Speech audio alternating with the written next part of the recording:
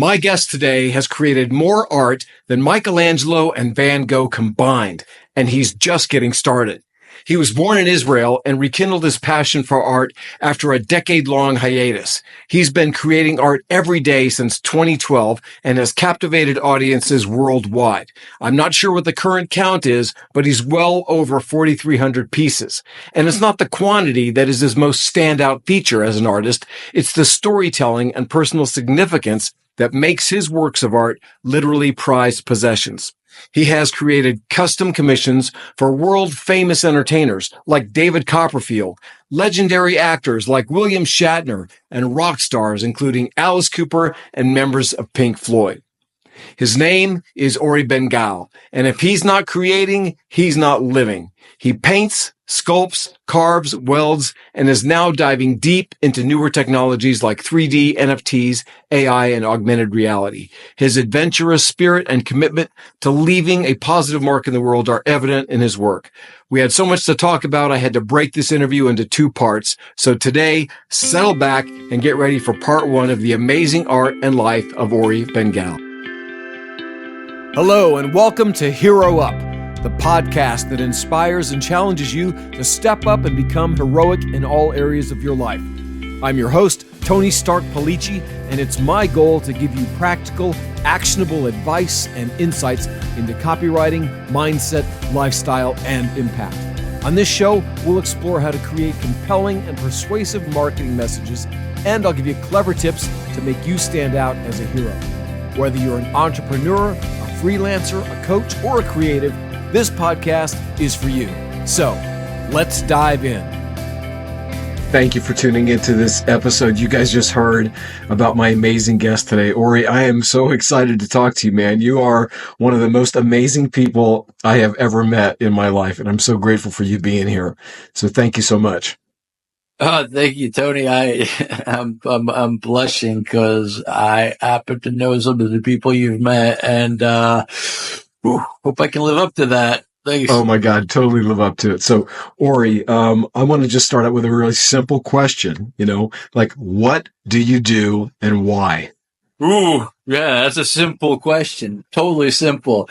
I do whatever catches my interest because I am off the chart. I'm like the poster child for ADHD. So misconception, oh, they can't focus. No, the problem is we hyper focus just on what's interesting, not on what's important. So as you know, I'm well versed in marketing, all facets of that. What I'm known for now, which is being an artist. And that particular one is not just because it's interesting. That apparently is in my genes or something. That's like my purpose, my calling. I've been doing it since I was a little kid. I just didn't actually know I was an artist until I was 35. Well, I was going to ask you that. Obviously, I know about your brilliant marketing acumen, but when did you know you were an artist at 35? Like, was it 35, 25? What happened? It's a funny story. So when you first met me, I was couch surfing Ori. So I was a blogger, but always buying art books, art supplies, kind of ADHD. So never actually read any of the art books, didn't have the work ethic. It's tough. I'd go do something else. Right. Fast forward, I'm 25.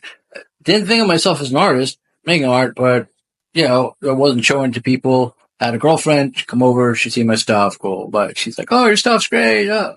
She's dating me. Like, how good can her judgment, really be, So, fast forward, she introduces me to her mom who works with galleries. She says, dude, your stuff's amazing. You've got to do an art show. Just pre-Google, ask around, buy an art show, borrow my buddy's trade show booth, lighting, all this stuff. It's me with this giant thing and like 3 or 4 old ladies with some card tables. I'm like, I think I overdressed for this party. It wasn't a real art show. It was one of those First Friday things. People go to that just to hang out, not invest in art. And I didn't know that. No. The weather sucked. No one showed up. Didn't sell anything. Well, guess I'm not an artist. So I stopped making art for a decade, it seems, because then, you met me, I was couch surfing Ori, gave away my stuff, went on a road trip to figure out, where am I going to renew my lease next? That lasted 6 years. And then in Maui, right towards the end of my trip, a buddy takes me to Lahaina. It's a strip mall, overpriced, gallery, overpriced t-shirts and waffles, gallery. And walk into the first gallery. I didn't even want to go. Walk in the first one. My friends had to like pull me out of there. And I was like, I didn't want to go. I couldn't believe it. The second gallery, third gallery, I was just like, I can do stuff that's better than this. By fourth gallery, I was just heartbroken because it hit me. For a whole decade, I hadn't been doing my thing. The thing that was always, you don't hear parents telling their kids, "Oh, you should go grow up and be an artist. You'll make money." They're like, "No, be a doctor, be a dentist, do well in school, not, take psychedelics and practice drawing naked ladies." It broke my heart. Next year, I was thinking about what do I want in my life? What don't I want in my life? And I very much remember that feeling of heartbreak. I don't want that. So how am I going to make sure that it doesn't happen again? Previously in my life, I had my online course, Make WordPress Easy. So the only way I got that done was through accountability. I'd gotten six-pack abs once in my life. I'd done that through public accountability. Said, let me do that. Posted on Facebook. Hey guys, going to be doing a new work of art every day. Might be a masterpiece, might be a stick figure. We'll see. I'll figure somewhere out there, some a-hole waiting to go. I knew you couldn't do it. And I tell you, Tony, if there is, I feel really bad for them. They probably are like bored or starved to death by now because it's been over 4,000 days. But I knew when I felt heartbroken, and I'm grateful for having 10 years off and caused that pain, because if I had been making art that whole time, I never would have had daily dedication. Yeah, that is a really great story, a great principle there, because how many times, I'm sure that there's countless listeners right now who have had these moments in their life where something happens and there's a self-judgment, right? It's based on no real factual evidence, not even sound, logic, but there's this self-judgment that I am not good enough. I am not whatever. And then it shuts us down. The wonderful part of this story is, so first of all, if you're out there and you're listening to that, recognize that sometimes you make very bad judgments about what you're capable of, right? But the great part of this story is that you look back on that 10 years and you don't see it as wasted time now. There was a transformational period that happened for you that brought you exactly to where you are. And I remember when you launched a piece of art a day, I was following you on Facebook, seeing all your posts back then. And it's, 4,000 days. Now that is commitment.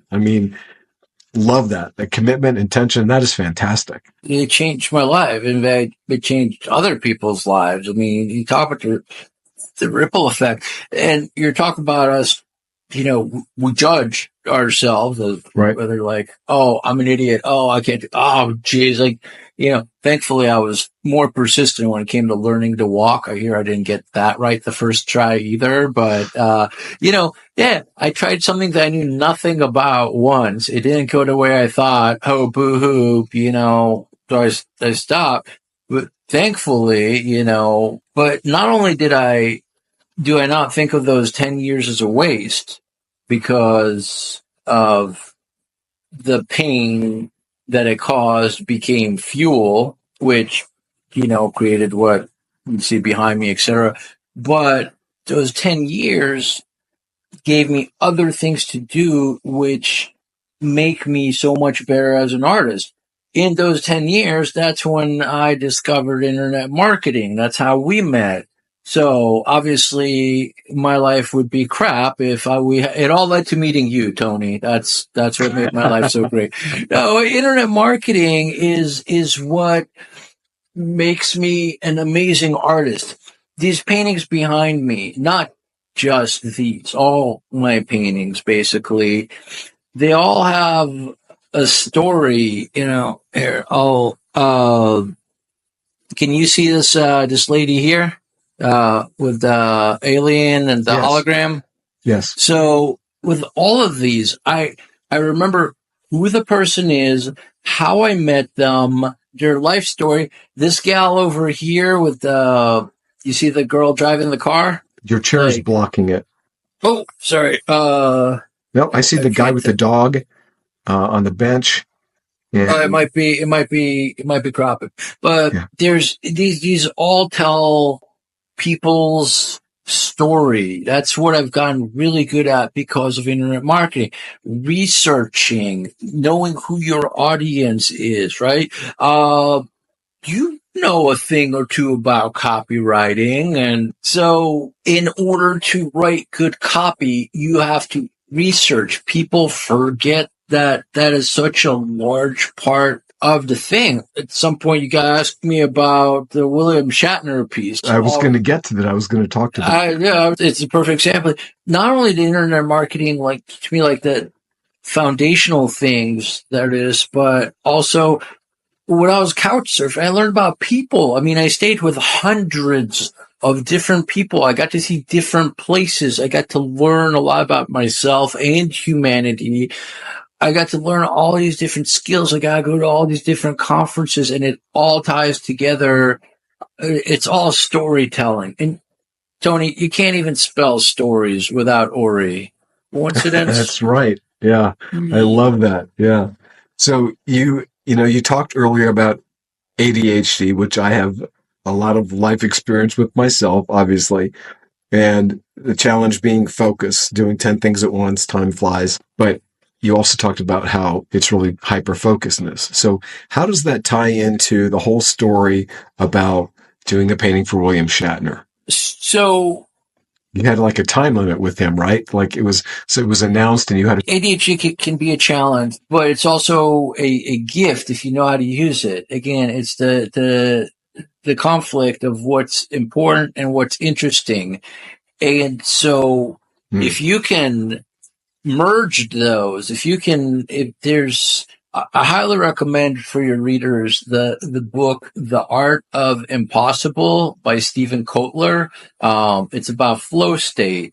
Flow state is addicting. It's when you lose track of time because you're just having so much fun doing what you're doing. And there's actually the science behind it. The reason is it's hypofrontality. It actually kind of shuts down a little part of your brain because it's focusing on all these other things. And that's how you get, explosive growth, like iterative, exponential as compared to incremental. And so there's a lot of flow triggers, and the things that make me focus, I've noticed in my life, are like deadlines. Oh, this is due at this time, but like, oh crap, this is due like tomorrow, right? Like, yeah, most ADHD people do their homework like, last minute, the day before. Yeah. It's like, oh crap, it's due in an hour. I guess I better get started. Yeah, we didn't have ChatGPT back then, but right. So like consequence is a thing. Adrenaline is a thing. So I'm sitting in my car in a parking lot, and my buddy opens the door. I was on a call. He says, "Hey, good news.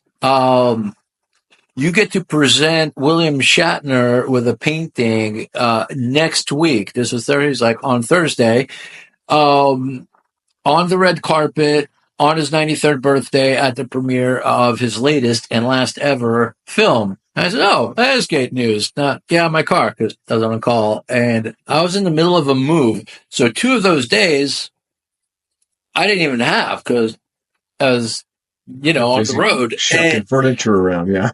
And so I had 5 days. Literally, I have trained. I'm very proficient at only sleeping an hour a day. And that only happens when there's something of consequence, right? I grew up watching Shatner. Like, what an honor, like, to get to give back. And the executive producers told me, so I even leverage multitasking ADHD, even the driving cross country part. I asked, all right, what do you guys want me to paint? And they're like, oh, his life story. I'm like, oh, that's all. The guy's 93 years old, one of the most prolific actors in all the world. Like, a piece of cake. They're like, he was Captain Kirk, he was Denny Crane, he was DJ Hooker. Show that. And I made a comp of what that might look like. And I was like, man, if those guys came up with that idea, whatever. And thank God I didn't listen, because about 3/4 of the way working on this thing, they sent me a link to the trailer. Click on it, see the movie poster, which is, here's him as Captain Kirk, here's him as DJ Hooker. So that would have been so awkward. Happy birthday, buddy. Look, I got you an artistic version of your movie poster. No, what I did, I got on my Audible.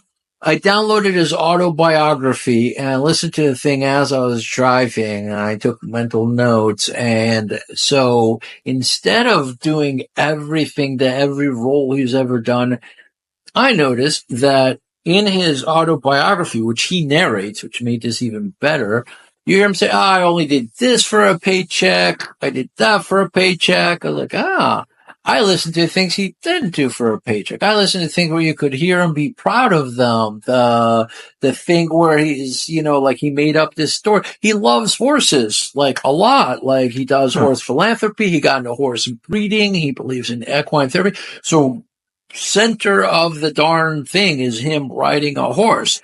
The spaceship, the Starship Enterprise, yeah, it's huge, but it's in the sky, and I put it behind a bunch of clouds. If you blink, you don't even notice it there, because it's a large part of his life.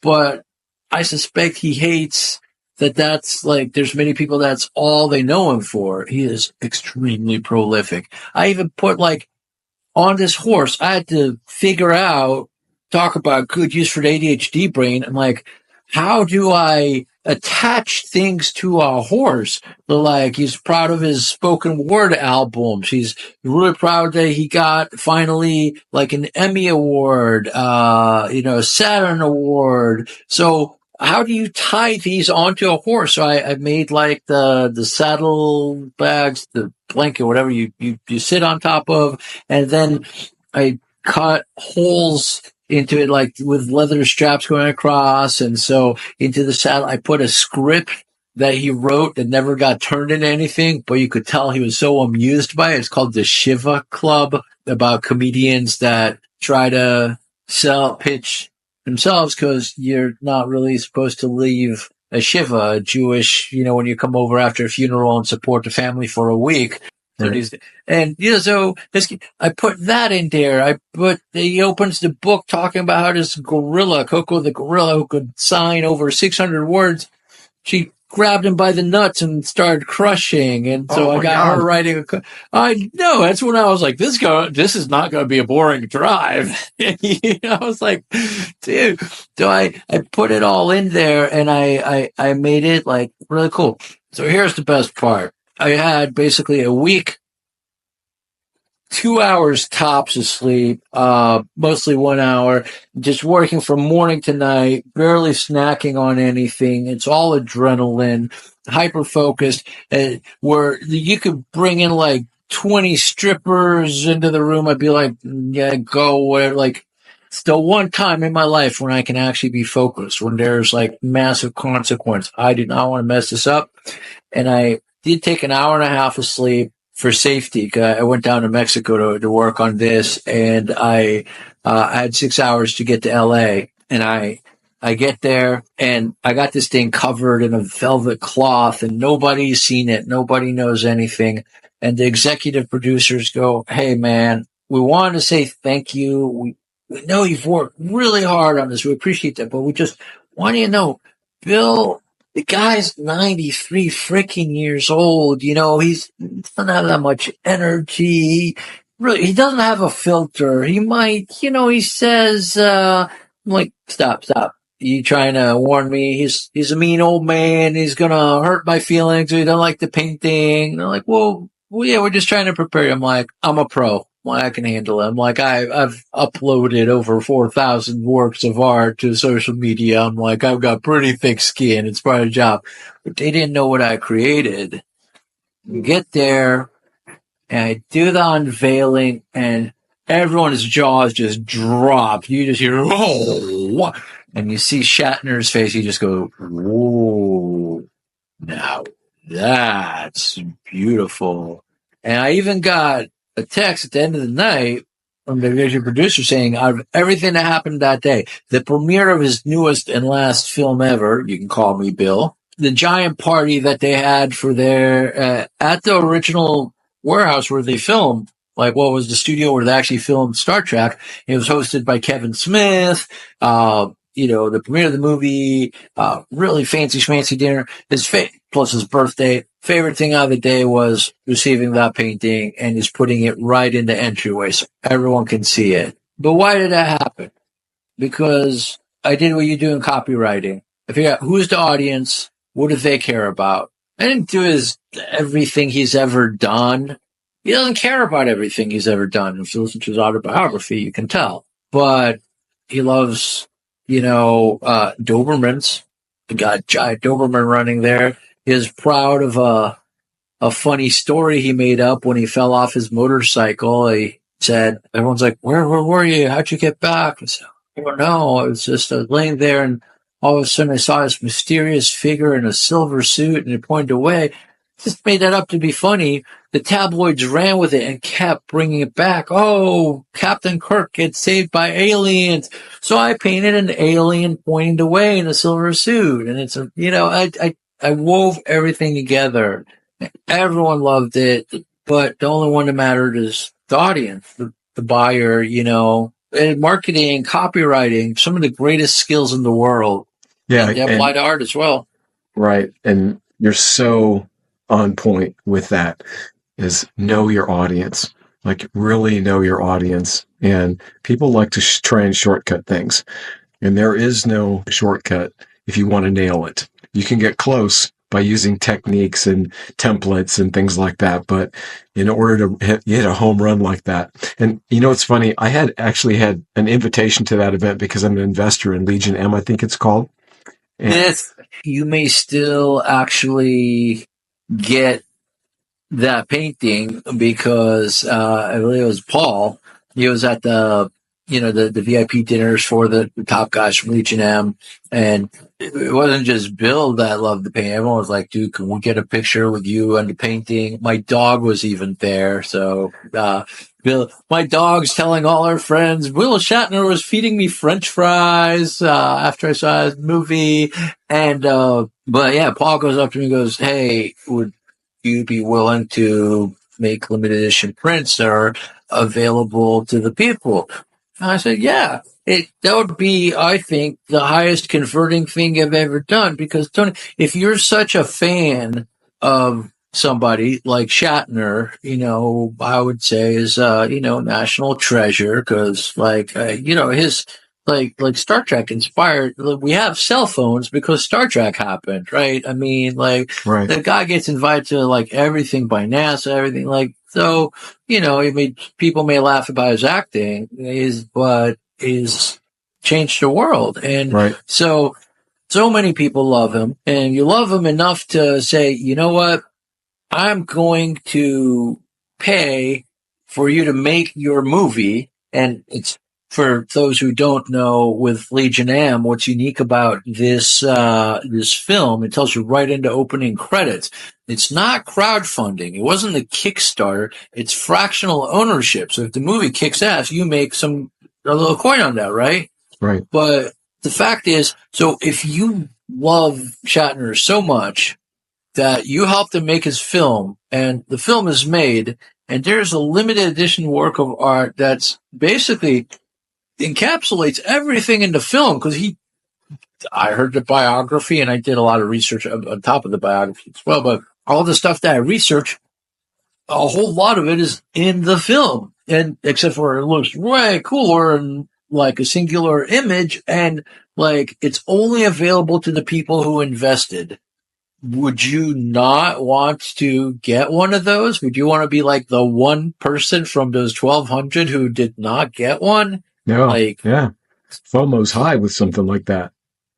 Yeah. it's insane. Plus there's the video of Shatner like losing his mind over this thing at the premiere. Like, it's the perfect upsell, I guess, to, the investment in the film.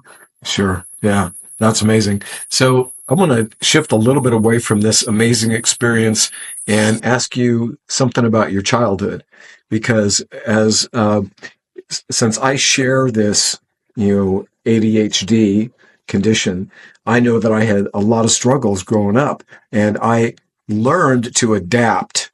Nowadays things are a bit different. Unfortunately, they still want to medicate the crap out of kids with ADHD, which I think is criminal.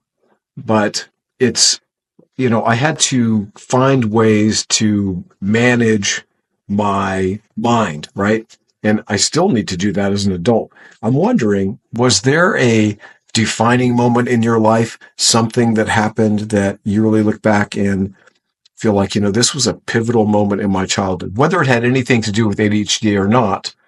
But is there something that stands out to you? I don't remember much of my childhood. I am an immigrant. I came here from Israel, and that was pretty pivotal, right? I mean, Sure. new language, knew everything. But I look at me before the States and after, once we got here, none of that, nothing really changed. I was still a homebody, just couch potato, video games, that kind of stuff.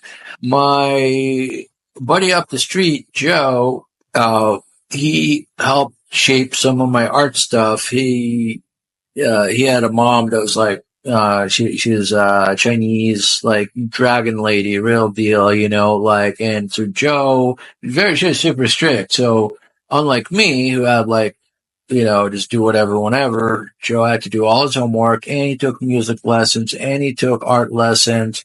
And so I wanted to do music lessons and art. I didn't think I needed lessons. I'm like, oh, I just know how to draw. But Joe would show me a thing or two, and Joe had art books and comic books and stuff. And so he introduced me to Boris Vallejo, which is one of my favorite artists to this day. I would say is the largest influence on my art. It's one I saw in 7th grade.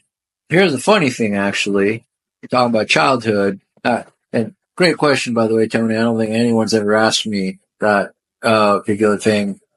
Which is probably why I forgot about my childhood, because I don't think about it often. If only people asked. No, so when I was a little kid, like even younger, before we came to the States, so like, 5, 6, 7, we're in Israel. And so my dad had this giant bookshelf. Now it's just a bookshelf, but when you're like tiny, I needed a chair, and I would stand on the chair if I wanted to get to the thing on like I would like stand on my toes on the chair, to get to the top shelf. And so I would just go through like all these different things and just stare at the book covers. I didn't know English at the time, so like the vast majority of these things, I didn't actually know what they said, but I would stare at the covers. As a kid, you have this amazing imagination that I wish we all still used. You can just look at a thing and just dream of, right? So I dream of like being in distant galaxies, dragons and robots and astronaut babes, although I probably didn't think as much of the astronaut babes in the same way that I would now, but laser guns and, monsters and aliens and who knows what. Oh, I was sharing. So the funny thing is, later in life is actually you start studying art and composition and all this different stuff. It turns out that many of those sci-fi covers that I loved so much as a kid, which I would, now looking back, wager to say that's probably where the inspiration to make cool images like this and so on came from, right? Our dad would read us sci-fi stories as bedtime stories, instead of regular fairy tales and whatever normal kids get. But yeah, later in life, I found out that Boris Vallejo, Frank Frazetta, Julie Bell, all these artists that I love that are like still my greatest inspiration. It's the same ones that actually created many of these book covers that I looked at when I was a kid and I didn't even know English and didn't know anything about it. I'm like, hey, I've seen that somewhere. And by the way, I don't know if you can see this painting over here, or if it's cropped off, the one where it says the art of Or. It's supposed to say the art of Ori, by the way, but this thingy cut it off. But so that is my older brother having brunch with Isaac Asimov, and see, he's got like the pork chopping, who's one of the greatest sci-fi writers of all time. And beyond them is a sci-fi fantasy plane, and who's bringing robot, their food. It's some female android, and we unrelated. And now back to grown-up stuff, or not stuff, but back to adult life. My brother and I had a falling out a while back, and we decided to take a year apart and then revisit. Like, do we want to keep trying, or is it like, screw it, we just, we have our differences and we'll see you at holidays and we'll be polite. And I said, you know what, mom and dad ain't going to be around forever. I'd like to try, sure. And so, but, you got to do the work on yourself and blah, blah, blah. And so his birthday was coming up, and I reached out to his husband and I said, hey, what are some things? I didn't even say it was anything to do with art. I just said, is there anything that he hasn't done? Super overachiever. We all are, I guess. But he, like, is there anything he has done? Like, I don't know, buy something, a specific car, house somewhere. I don't know, maybe like pilot lessons, and he said, nah, he's not that materialistic. I kind of knew was going to be the answer. And he said, but, he'd love to have like a conversation with some of his sci-fi heroes. He happened to have a sequential list of them rated in order of preference. Talk to your little brother to geek out over it. Call my little brother. He says, Robert Jordan, for sure, number one, and then Isaac Asimov. And so there are not many pictures of Robert Jordan on the internet, by the way. Like, and they're mostly like crap quality. But the day and age that we're in right now is so fun for my family because we are a sci-fi family. We grew up on this stuff. So it's like, oh, we got AI, we got robots. There's a robot hovering over there, like vacuuming while I'm talking to you. It's autonomous. Now we got ChatGPT. So with this technology, I was able to restore and improve upon these pictures of Robert Jordan. I was able to train the AI on it. It took some work, but for my brother's birthday, I gave him two paintings. One of him, having a conversation with Robert Jordan. And it's the best picture you'll ever find of Robert Jordan, by the way. And one of him having brunch with Isaac Asimov in a sci-fi setting. And so it's just these sci-fi full circle. And, you're talking about, I happen to know that you want the real stories, the struggles, and not just the foofy, oh, here's me next to a Lamborghini or whatever, which now I don't even have to rent one. I can AI one in and it'll be, even better. But it's, I know some marketers, someone goes, oh, I was saving up to rent one. Okay. Yes, you can AI one. But, see. This tech is just amazing, and I was talking about struggle actually. So, as an artist, this is history repeats itself kind of thing. You always hear about artists being outsiders or telling their families to go shove it or whatever. My parents, we all love each other, but they don't understand me, and that's fine.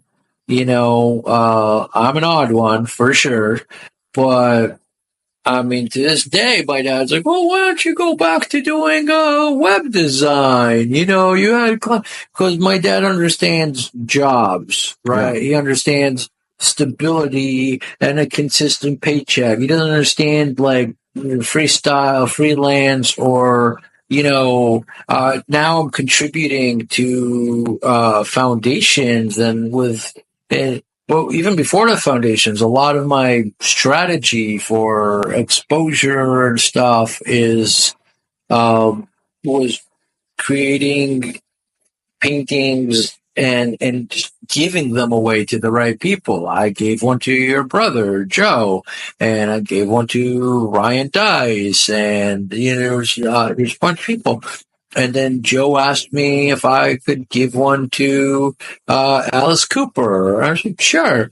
And my dad's like, wait, so how much are they paying you? I'm like, they're not. It's costing me money. And he's like, wait, what? Well, this painting, my mom's telling me the other week, she's like, oh, we went to a couple of parties last weekend, and yeah, your dad was showing everyone your art on. I'm like, wait, what? Dad was showing me? He's like, yeah, on his phone. I'm like, Dad's the one who's always talking crap, like he can't get enough of this painting. And he even said to me, I was like, hey, that painting, it's not great. I was like, oh, here comes another one of his backhanded compliments, which make me feel worse. No, it's not great. It's like, it's great it is not a powerful enough word. It's like, there are no words. It's like that piece haunts me. It's like, I can't get out of my head. It's so good. And it's like, I don't know if that means anything coming from me, but, and, I'd also kind of like stop caring what he says. I've had to as a defense mechanism. Because every time I think, oh, maybe now he'll be impressed. But I said, it is very nice to hear. And this piece haunts me. It is not something I ever thought that man would even know to say. So, but that also goes to show you everything for the right audience, right? Might may not understand abstract in this. Well, he loves sci-fi, and that's his son with one of his favorite authors in a sci-fi place. So it becomes the same thing as for Shatner, for Alice Cooper. I created what that audience wanted. For David Copperfield, I took his life story and created that. I tried to get him to do the unveiling because I even said, like, how often are you literally in the room with literally the world's foremost expert on yanking the fabric and making something appear and disappear? Right. And he said, "No, you do it." And I was like, oh. But then he said, maybe I'll learn something. And I literally blushed. I was like, yeah, right. But his classy like that. That's great. Ori, you're one of the things I have to tell you about your art is it is riveting. I mean, it is unforgettable. And it's amazing when you say that one of your influencers was Boris Vallejo. Influences. Because I loved Boris Vallejo as a kid. All the Conan stuff. And I think he did the Conan, right? Yeah. I mean, oh yeah, he did. I still remember, like, there's one where there's this barbarian with a sword to the sky and a girl at his feet on a mountaintop. And I used to try and draw all his stuff. Unfortunately, I've not been able to develop skill that I'm proud of when it comes to drawing, but I always love to try. Anyway, my point is your art, it's so good, it can't be ignored. My judgment. It is so good, it can't be ignored. I've never seen anything that you've done and thought, that's not interesting. That sucks. It's like, son of a bitch, this is amazing, right? And so I want to talk about what you do for foundations and how, people out there who are listening to this can maybe, like, avail themselves of your skill, your talent, your passion that also can help impact the world. So you have kind of a process that you've developed with foundations. Is that right? Yeah, Tell me it's about that. funny, by the way. I was, you're great to listen to, and I was following. You were talking about foundations. In the same sentence as Boris Vallejo, I thought you were asking about like what's the foundations of getting good as an artist and this and that, and and I'm like, oh, foundations, right? The actual charities and stuff like that. Well, you want to talk Well, about the foundations of an artist first, and we can switch over to the other one? yeah, Let's do that. I'd love to for a primary reason. If there's one thing I'm passionate, I've got so many people who tell me that if there's one thing I've heard more than anything else, other than like you ate the whole thing, or how are you still standing? But is like, oh man, I love your art. Oh, it's so good, but I can't even draw a stick figure. I don't know why stick figures are like the foundational measure of great art because, who cares? It all comes from those old comic books where they had like the line drawing of the rabbit that said, "Can you draw this? You could be a great artist." Just.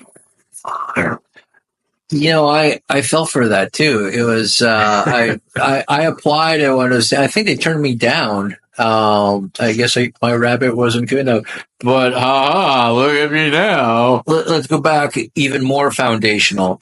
We talked about ADHD. We mentioned. Well, thing is, I was always buying art books, but I didn't read them because I'd start and I'd get bored and go play a video game or do something, and so it wasn't until 2005 that I discovered audiobooks just on a whim. One day my brain said, oh, wonder if today if I go running instead of music, I put on an audiobook.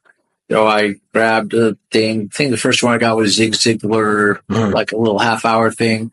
I never heard a motivational book before. Or speech before. I never heard a personal development thing before. I was like, whoa, this is amazing.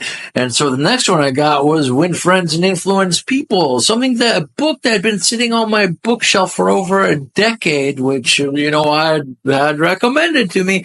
Never read it. And I will say, even as an audiobook at 2x audio, it's still kind of boring. I mean, that book's from the 1930s, but it's powerful. And I realized that, and I was jogging along the beach, so it made it more bearable. And I became a junkie because all of a sudden I love learning. I've always loved learning, but I'm a kinesthetic learner and I'm an audio learner. I'm not really a book learner because while I'm reading a paragraph, my brain's already working on how to do the thing they just said and about, that thing that the guy said reminds me about this and what about that? And so, yeah, it's not my modality, but audiobooks I can do. And so first of all, find your modality. It might not be books. It might not be YouTube. Maybe you like taking a class. Go take a class. You got Skillshare and Udemy and all these things. There has never been an easier time to learn because now we are in a creator economy where people get paid on YouTube by having more subscribers by teaching for free, by giving away their stuff. Then they have their Patreons where they teach you even more stuff. If you like their stuff, you got Udemy, you got Skillshare. There's a million others as well. If you want like really good ones for art, like if you want to learn some of the foundations, New Masters Academy has everything from clay, so carving and drawing and painting. And they got, it's not false advertising, the name New Masters Academy. These guys are like Glenn Vilppu and these guys are really good industry experts, right? The reason my art is unforgettable, I'm sure there's a lot of reasons. And thank you, by the way, for the kind words. I really appreciate it, man. It's very lovely to hear. But I didn't go and study art history and all. It bores me, man. It was the stuff that I studied, I wanted to do 3D animation as a kid. I wanted to make video games and cartoons. I learned English by watching cartoons, by the way, which might explain a lot. And but oh boy, but. So I want to make cartoons and movies, and then, they got a little older. I want to make special effects, music videos and stuff. And, look around me, it's kind of all the same. So the people that I studied are video game creators, film, like the VFX industry, the special effects industry, the people who work at ILM and Digital Domain, like the people who worked on Star Wars and stuff, right? The people who worked on Transform, so you're learning the same skills. You're learning, it's all about composition, color theory, and, storytelling, storyboarding, mood.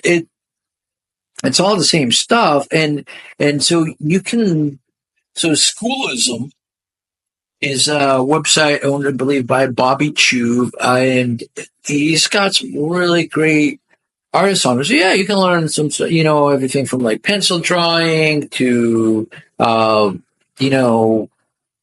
I said, clay, and, one of the best classes I've ever seen. No, the best class I've ever seen on color theory is by Nathan Fawkes, Fawkes, and it's available on Schoolism.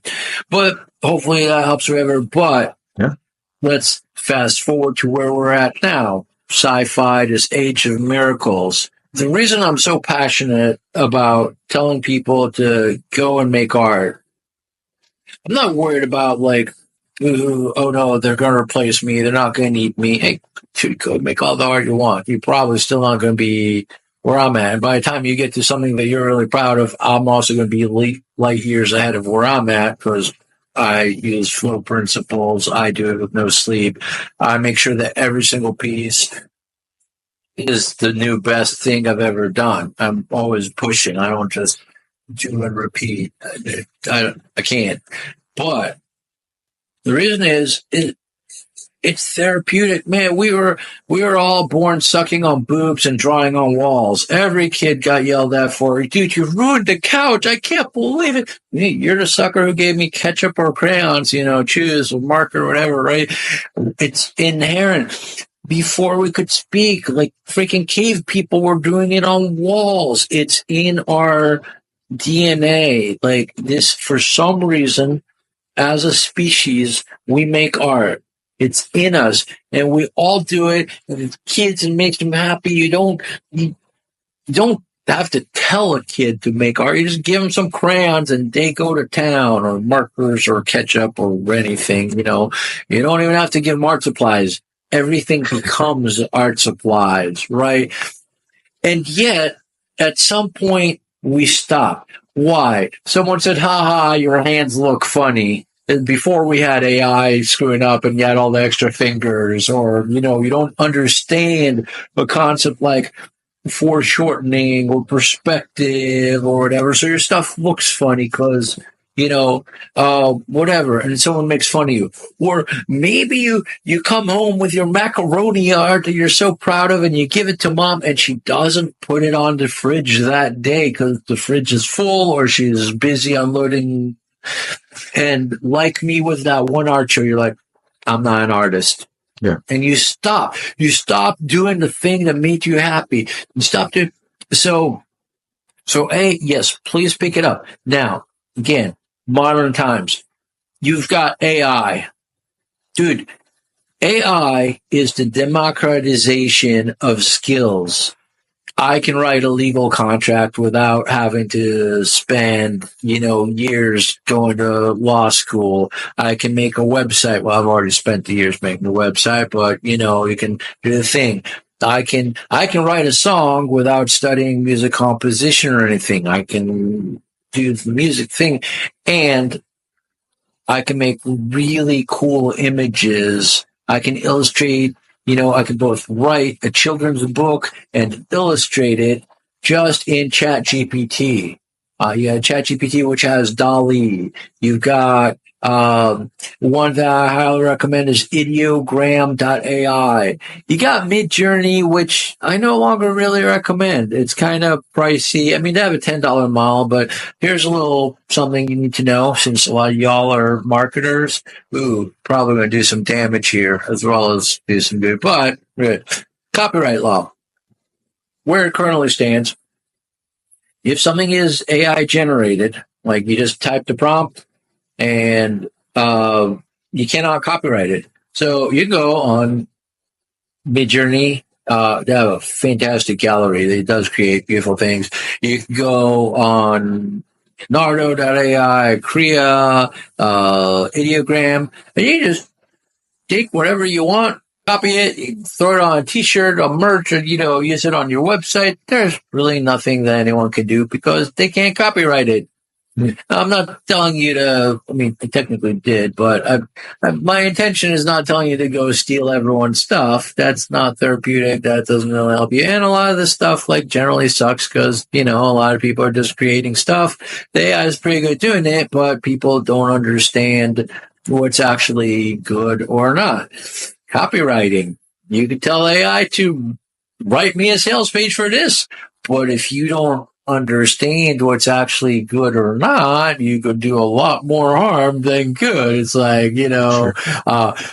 Legal cases. There's a fantastic case of the guy that, got in a lot of trouble, lawyer, because the AI hallucinated and was citing cases that didn't even exist. The guy didn't even check his work. So check your work, understand. But my point is, AI is you can make amazing images that are going to be the best gift. You can express yourself. You can just have fun with it.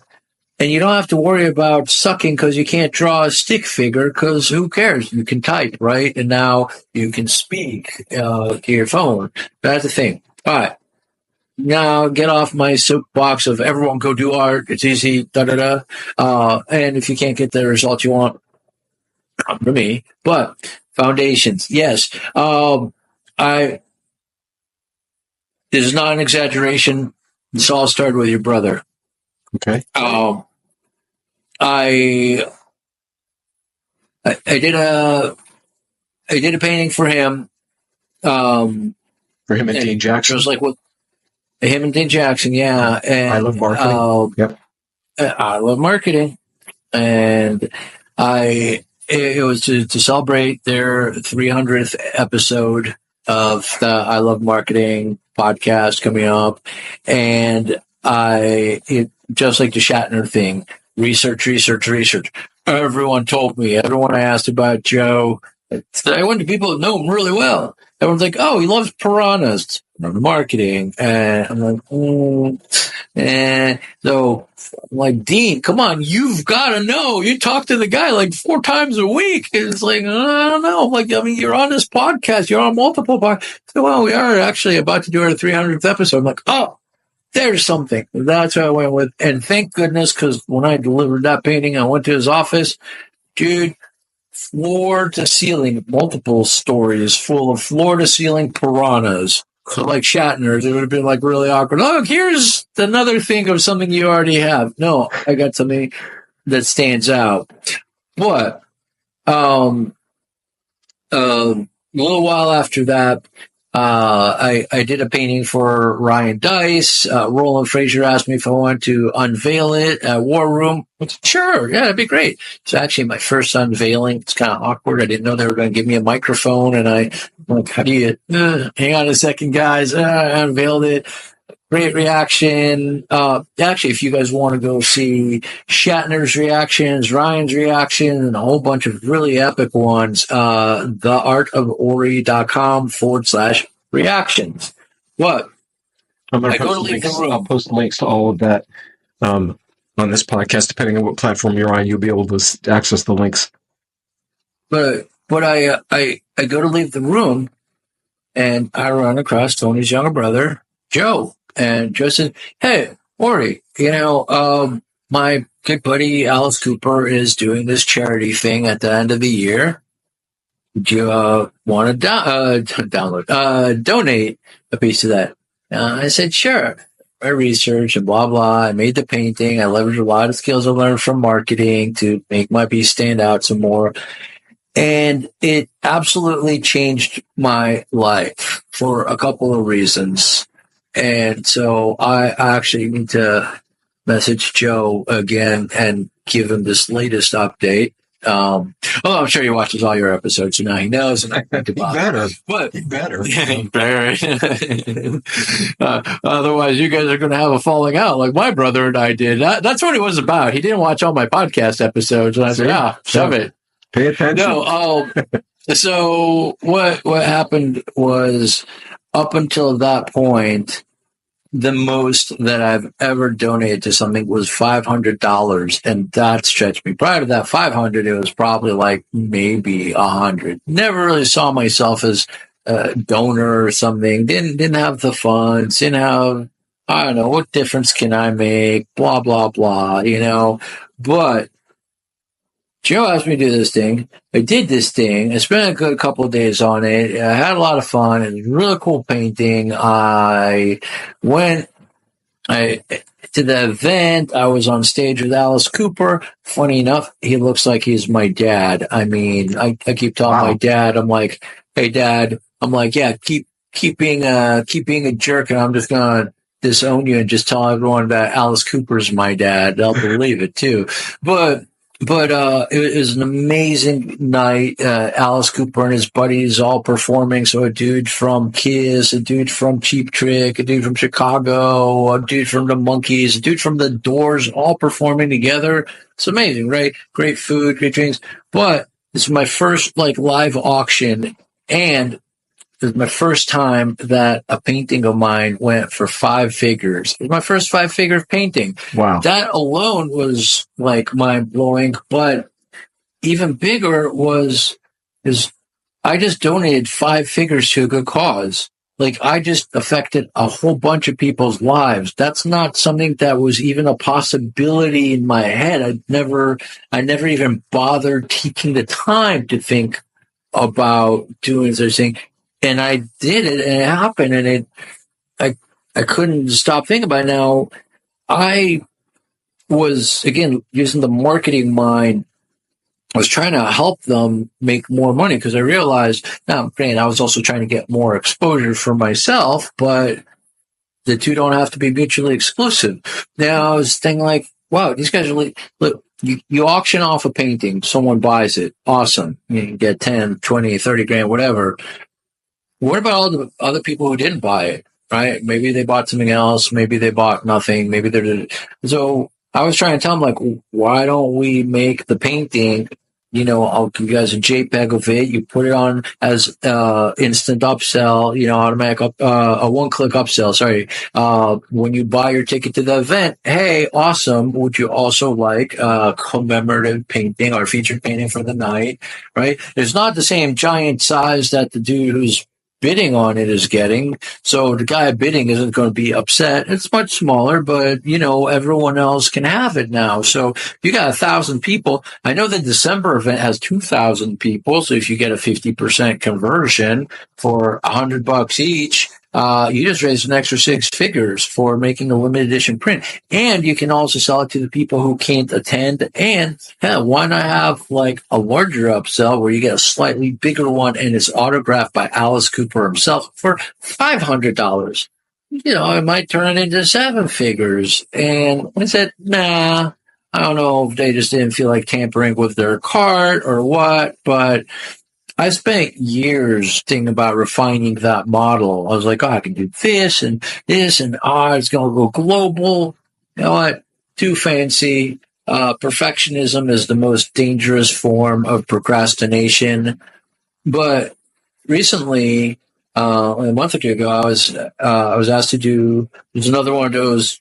Hey, you've got 1 week, and I was, so I had less than a week to do the thing, no sleep. I'm like, I got there with 36 hours of no sleep, and my eyes look like toothpicks. You can see it, in my profile picture. I'm holding the painting, and my eyes are like, but it blew everyone's mind, and it blew my mind was the reactions, and it hit me. This is what I have to do. This is So I've actually pivoted, like, yeah, I'll make commissions and stuff, but my primary focus is helping foundations.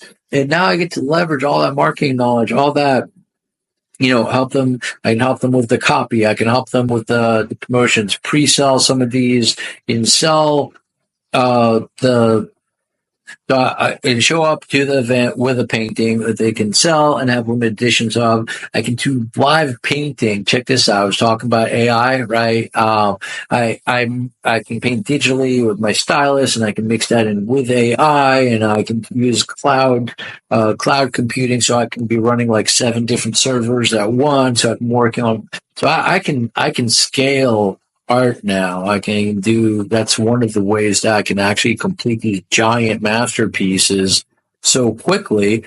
But I can also train an AI. Maybe you're not quite famous enough to where if I say, hey, Midjourney, show me Tony Pollicci as Iron Man. I don't know, just a random idea I pulled out of nowhere. It might not get it, right? But I can train the AI with, 15 pictures of you. I can then have you doing anything. Blackmail material, here's Tony partying with Trump in jail, snorting coke off of, or here's Tony as Iron Man and the Hulk, like partying together. Anything you can imagine. So I can do this in, like, it takes a couple of minutes for the training, so I can throw that into the cloud.